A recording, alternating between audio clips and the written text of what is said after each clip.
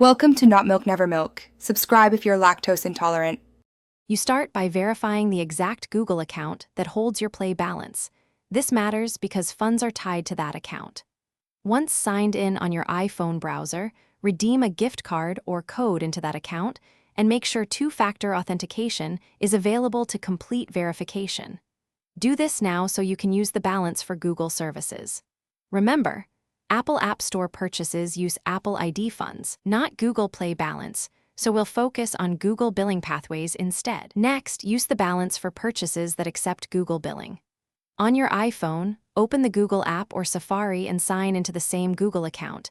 Then purchase YouTube Premium, rent a movie, or buy Google One. Choose your Google account at checkout and select Play balance as the payment method. If a cross-platform app connects to Google billing, make sure the app prompts Google Checkout. Select Play balance there. This lets you spend the funds, even though you're on an iPhone. Finally, confirm the payment screen lists Play balance before you tap Confirm. This prevents accidental charges to cards. Once done, check receipts in your Google account to verify the transaction. If a purchase is blocked, make sure your Google account region matches the gift card region and that the balance covers the charge.